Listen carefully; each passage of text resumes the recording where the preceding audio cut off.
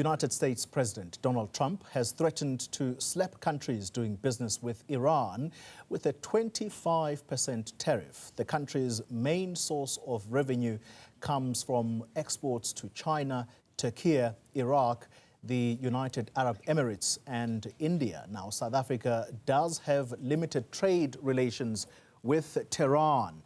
Newzroom Afrika's US correspondent Simon Marks joining us now to tell us more about what the possible impact might be. Simon, good evening to you. We'll come to the Iran-South Africa trade in a moment, but perhaps top of mind right now is AGOA, and that is where South Africa really benefits the most. This decision now lies with the US Senate. What does previous experience tell us about the US Senate's attitude towards South Africa?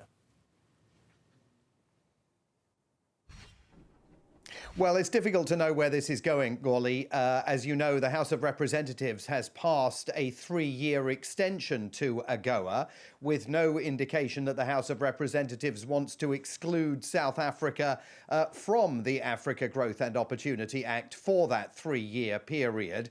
But now things move to the Senate, and we have certainly seen over the course of the last several years hostility growing towards South Africa in the Senate, particularly, of course, among Republicans who are loyal to President Trump. Now, only yesterday, there was fresh criticism in the Senate of South Africa's decision to host those BRICS military exercises. It seems pretty evident from Washington's viewpoint that the decision by President Ramaphosa to ask Iran to sit those exercises out was an effort to try and avoid any sort of confrontation as the House of Representatives was about to vote on AGOA. But whether it is going to quell the anger of some senators who say that South Africa is now an adversary of the United States, I think is unclear. So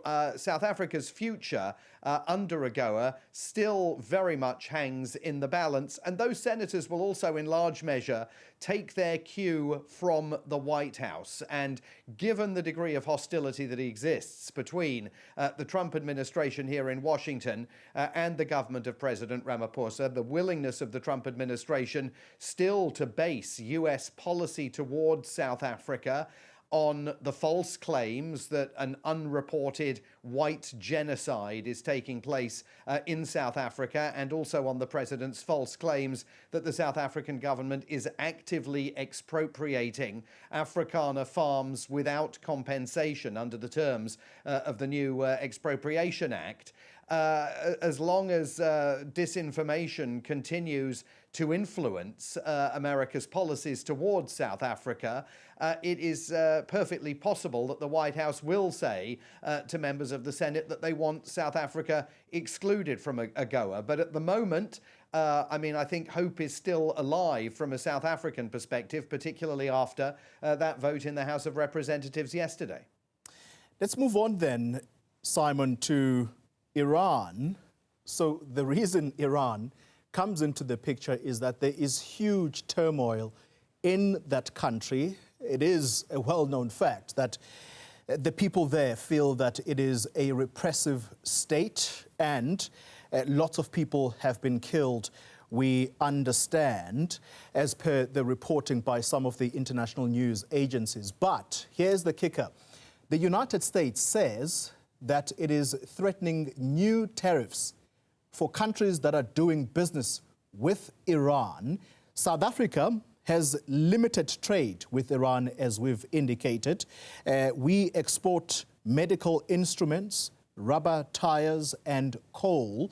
In return, imports from that country to South Africa include tropical fruits, carpets, oil, and petroleum products. How deep in trouble are we, especially with us having to stop Iran from doing military exercises with us not so long ago? Well, let's be clear. I mean, there were no carve-outs for nations based on the size of the trade that they engage with in Iran in President Trump's announcement on social media on Monday. He says that any country doing business with Iran, presumably even a small amount of business with Iran, is now going to be facing additional punitive tariffs of 25% on all their exports to the United States. And he described that decision as final and conclusive. Of course, it's not really final and conclusive because it's highly likely that the decision will be appealed legally. It is far from evident that the president unilaterally has the power to impose that 25% punitive tariff, because tariffs, of course, are really supposed to be the domain of Congress to set. And remember, Golly, we are on the brink of a Supreme Court announcement about its decision on whether President Trump's reciprocal tariffs, those tariffs announced last April, and we should say so-called reciprocal tariffs because they're not really reciprocal, on nations all over the world, whether those are even constitutional, because there's a legal case that has gone to the Supreme Court saying they should be thrown out because President Trump used emergency law to put those tariffs into place, and there was no proof that he presented. The case argues that the country was facing a national security emergency requiring him to circumvent Congress in order to do that. However, it is certainly possible that immediately, at least in the short term, that 25% tariff is going to be applied to South African exporters. The difficulty with what the president announced yesterday is that it was such an imprecise announcement.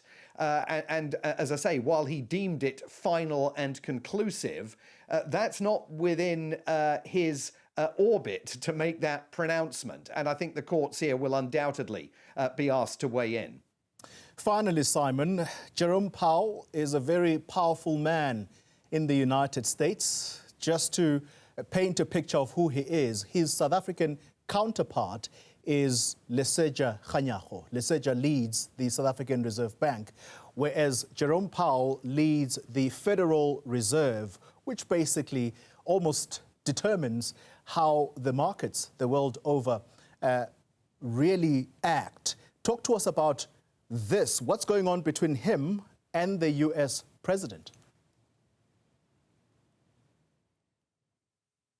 Well, ongoing tension that's been going on throughout the past year. And let me just also briefly say, Golly, there is another possibility here that is going to influence markets around the world, and that is a growing sense just over the last hour that President Trump may well be deciding to launch some kind of military strike on Iran.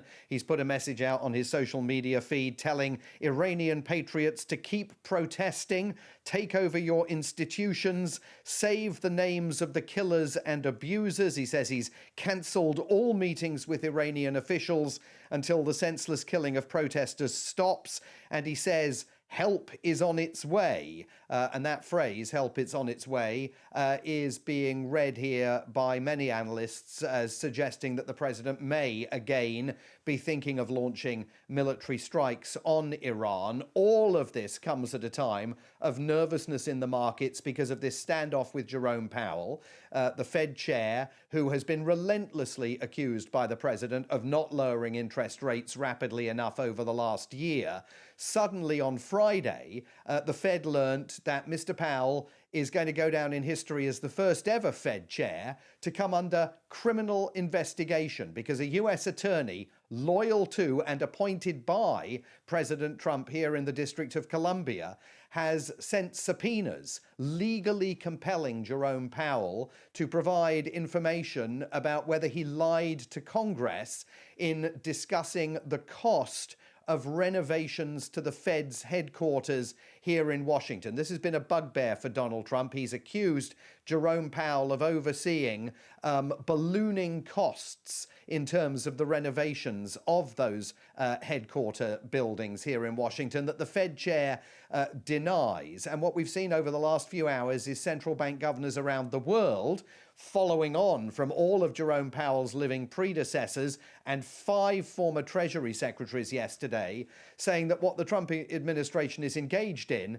is coercion and intimidation. They're trying to force him out so that the president can more rapidly put in a pliant successor at the Fed, piercing the independence of the institution and forcing the bank to lower interest rates whenever Donald Trump picks up the phone and says to the chairman of the bank, I want interest rates lowered. And we're seeing a vigorous defense here, and it's coming, much of it, from Republicans on Capitol Hill, of the independence of the Fed. A growing sense here in Washington that that prosecutor, and possibly also the White House, may have bitten off more than they can chew in attempting to bring what many observers argue are trumped-up charges against the man that President Trump wants gone from the Federal Reserve.